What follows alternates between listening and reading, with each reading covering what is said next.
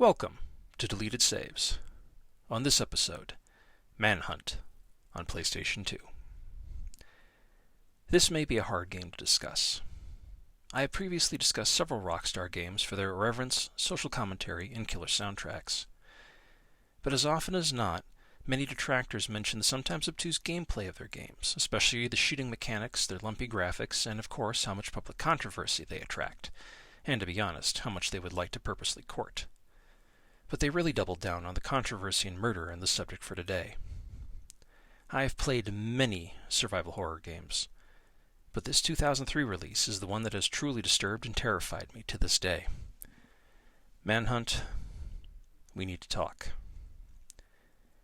Even in the days before the rumors of the terrors that could be found on the dark web, the concept of the snuff film was the focus of urban legends or underground controversial and banned movies like Faces of Death. But Rockstar Games took the idea of this, supposedly based on the film 8mm, which deals with the same subject, and created a stealth-based survival horror game. There are no monsters, well, not literal ones anyway, and no supernatural events.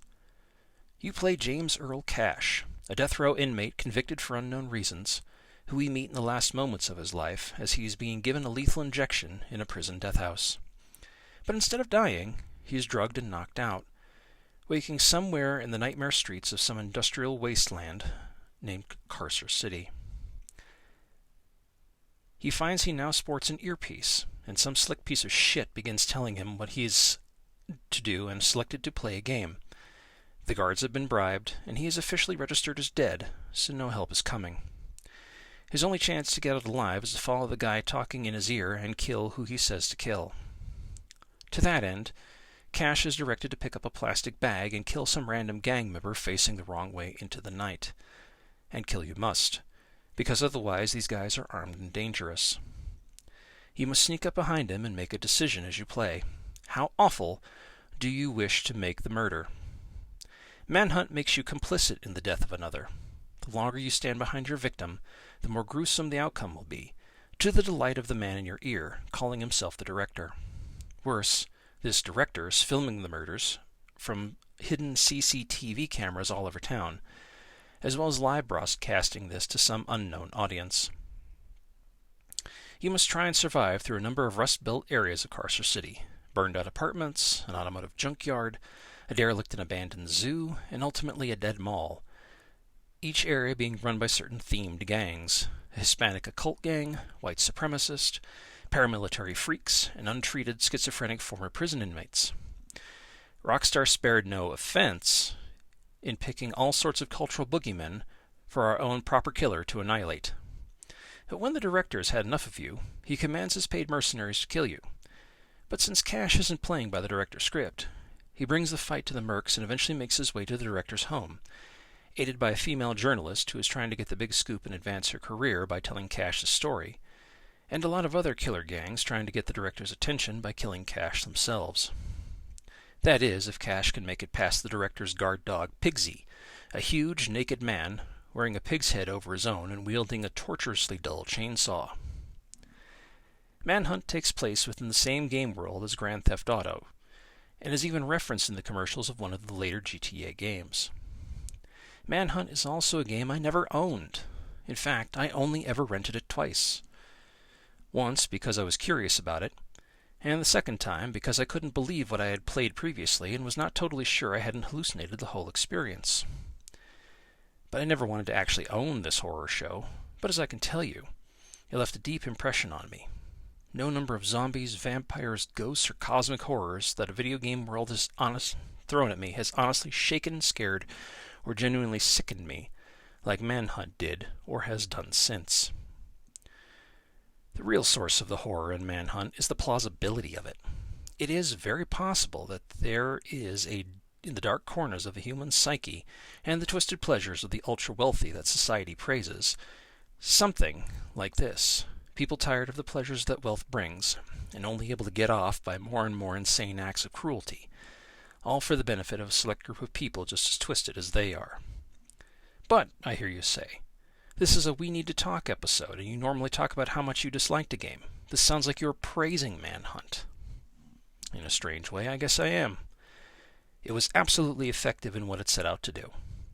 And I would never touch the fucking game again because of that fact. Now, honestly, you are a bad guy killing other bad guys throughout the game. By the shallow standards many people consider the average application of morality to be, that makes Cash a good guy by default. It is true, we never learn what got Cash on death row, but that hardly matters. Manhunt did court the most controversy of any Rockstar game to date, including being banned in a number of countries and being blamed for a real-life murder, but this was later dismissed by a judge in that case as an unrelated event to the actual cause of that unfortunate murder. And as a former Rockstar employee was quoted as saying that this game felt different from GTA, and all the controversy was wearing the development team out. But just as many came to the defense of this title, praising it as an all-out grisly nature and bleak story, reminding people that events on the evening news and reality TV are just as gruesome, if not more so, and those events are real and praised by the average American as just or entertaining.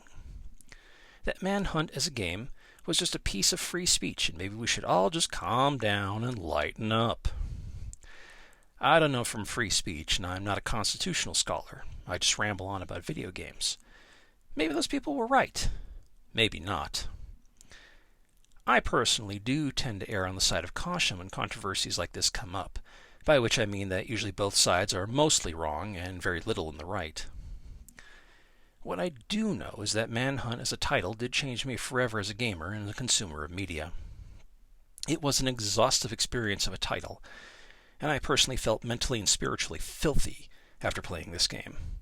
Yes, many video games can be gleeful in their wanton cruelty and detached depictions of simulated violence. But we do live in a real world full of very real violence that does not stop just because you turn the console off. There are reasons I stopped watching the news, and TV altogether. I was sickened by the lot of it, and just needed to do something more positive with my time. So that is it. I just 2 weekend rentals, and I was more effectively horrified and shamed by a video game than any other intended to bring about jump scares and dreadful creeps. Congratulations, Rockstar Games. You achieved what you set out to achieve, at least with me.